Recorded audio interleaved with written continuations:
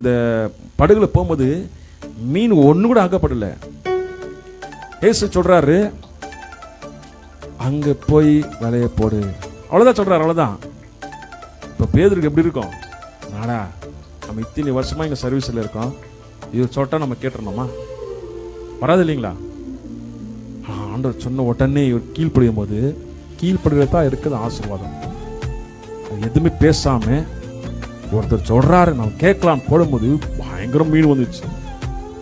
ஆச்சரியம் பேதுருக்கு, நான் இவ்வளவு மீன் வந்துச்சு.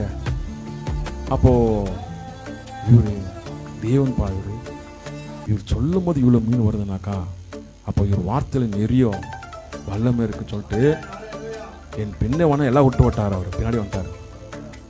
இப்போ மீன் அவ்வளோ மீன் கடிச்சிருக்கு. நினைச்சுக்கலாம்ல, ஓ நல்லா ஒரு 3 வாரத்துக்கு எது பேசுற மாதிரி இல்லை, கணக்கு போட்டிருக்கலாம்ல. கணக்கு போடல, தூக்கி போட்டு அவர் பின்னாடி போன. இவர் சொன்ன வார்த்தையில் இவ்வளோ மீன் வருதுனாக்கா, பின்னே போனா எனக்கு எவ்வளோ ஆசீர்வாதம் கிடைக்கும். அதுதான் ஐஸ்வர்யம் வேணுமா நான் வேணுமான ஆண்டர் கேட்டாக்கா, நம்ம ஐஸ்வர்யம் இல்லை, ஆண்டர் தான் எனக்கு வேணும். அல்லேலூயா. அந்த சொத்தெல்லாம் வாங்கி ஆண்டர்கிட்ட கேட்டு வாங்கி நினைச்சுக்கா, அது கொஞ்ச நாள் தான். ஆனால் ஆண்டர் கூட நினைச்சுக்கோ, எப்பவுமே நம்ம ஐஸ்வர்யம் தான். அல்லேலூயா. அப்போ ஆண்டவரை பின்பற்றும் போது அப்படி ஒரு ஆசீர்வாதத்தை அவர் பார்க்குறாரு. அல்லேலூயா. அதுதான் அந்த கட்டளை சொல்லும் போது, பழைய உடன்படிக்கையில் பார்க்கும்போது 10 கட்டளை. அந்த 10 கட்டளை சொல்லும் போது 5 கட்டளை வந்து தேவனுக்குரியது, 5 கட்டளை வந்து மனுஷனுக்குரியது. அப்போ இந்த சதுசேயர் இந்த பரிசேயர் வந்து ஆண்டவர் ஒரு கேள்வி கேட்கணும், என்ன எப்ப பார்த்தாலும் போதனை பண்றாரு, என்ன இவ்வளோ டீச்சிங் பண்றாரு. இவங்கெல்லாம் சதுசேயர் இந்த இவங்க வந்து வேத பிரமாணத்தை நன்றாக படித்தவருங்கெல்லாம், பண்டித்தருங்க, தேறினவங்க, நல்லா கரைச்சு குறிச்சவங்க நியாயப்பிரமாணத்தெல்லாம். இவங்க வந்து வேதத்தை தெரிஞ்சு வேதத்தை நல்லா புரிந்தவங்க ஆண்டோட கேள்வி கேட்கிறாங்க. அப்போ எந்த கட்டளை பெரியது?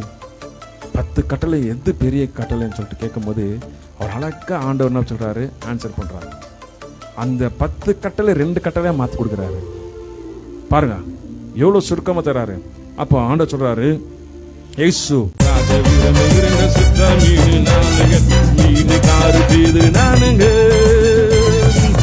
சபாவின் முதல் சீசங்க மீன் காரு செய்து நானுங்க, சபாவின் முதல் சீசங்க வாழ மீன் நானுங்க, பஞ்சர் மீன் நானுங்க, ஈஸ்வராஜ விரும்புகின்ற சுறா மீன் நானுங்க, நத்து மீன் நானுங்க, நெத்திலி மீன் நானுங்க, ஈஸ்வராஜ விரும்புகின்ற சுத்த மீன் நானுங்க, மீன் காரு செய்து நானுங்க, சபாவின் முதல் சீசங்க. அவனை நோக்கி, உன் தேவனாய் கர்த்தரிடத்தில் முழு ஹிருதயத்தோடு, முழு ஆத்மாவோடு, முழு மனதோடு அன்பு கூறுவாயாக. இது முதலாவது கட்டளை. அல்லேலூயா. பாத்தீங்களா? அப்ப ஆண்டவர் வந்து முழு ஹிருதயத்தோடு அன்பு கூறணும். முழு ஹிருதயத்தோடு, அரைக்குறை ஹிருதயத்தோடு அல்ல, எல்லா தெய்வம் ஒண்ணுட்டு அல்ல, எனக்கு எல்லாமே அப்படி இல்லை. அப்பனாக்கா என்னது? முழு ஹிருதயம் கிடையாது. இங்க கொஞ்சம் இருந்தது, அங்க கொஞ்சம் ஹிருதயம், அங்க கொஞ்சம் ஹிருதயம். அப்படி இருந்தாக்கா அது முழு ஹிருதயம் கிடையாது. முழு ஹிருதயத்தோடு. அதான் சொல்லுது, நீ நேசித்தா கடவுளை முழு ஹிருதயத்தோடு நேசி, இல்லைன்னா எங்க இருந்து அங்கே போயிடு. கரெக்ட் இல்லைங்களா? இந்த இங்க இரு, இல்லைன்னா அங்க இரு. அப்போ இங்க இருக்கணும்னாக்கா அப்ப முழு ஹிருதயத்தோடு ஆண்டவர் நேசி. அல்லேலூயா. அப்ப முழு ஹிருதயத்தோடு முதல் கட்டளை ஆண்டவர் சொல்றாரு. 2வது கட்டளை அவர் சொல்றாரு, அதுக்கு ஒப்பாக 2வது கட்டளை என்ன சொல்றாருனாக்கா, உன்னிடத்தில் நீ அன்பு கூறுவது போல் பிறனிடத்தில் அன்பு கூறு என்பது. பாருங்க 2 கட்டளை பாருங்க. ஒன்னு தேவனுக்குரியது, இன்னொன்னு மனுஷனுக்குரியது. அது 10 கட்டளை வந்து 5 வந்து இங்க பிரிச்சுட்டாரு. மனுஷனுக்குரியது ஒரே வார்த்தை போட்டாரு. எப்படி நீ ஆண்டவர் நேசிக்கிறியோ அதே போல் மனுஷன். கொஞ்சம் 10 கட்டளை நீங்க போதிக்கணும் அவசியம் கிடையாது. அந்த 2 கட்டளையை மாத்திட்டாரு. எந்த 2 கட்டளை மீறி நடக்கிறவங்க வந்து ஆத்மா வந்து ஜீவன் கிடையாது. அல்லேலூயா. அப்போ ஆத்மா வந்து ஒரு மீன். இப்ப பாருங்க, மீன் வந்து பார்க்கும்போது மீன் வந்து எப்படி வாழுது? அது சமுத்திரத்தை வாழுது இல்லைங்களா? அது உப்பு தண்ணியில தான் வாழுது. அந்த மீனை கொண்டு வந்து என்ன செய்யறோம்? நல்லா மஞ்சத்தூள் போட்டு கழுவி, லைம் எல்லாம் போட்டு கழுவி, அது நல்லா ஃப்ரெஷ்ஷாக கழுவிட்டு என்ன பண்றோம்? உப்பு போடுறோம். உப்பு காரம்லாம் போட்டு என்ன பண்ணுறோம், ஃப்ரை பண்ணுறோம். உப்பு ஏன் போடுறீங்க? அது உப்பு தண்ணியில் தான் வாழுது மீன். ஏன் உப்பு போடுறீங்க?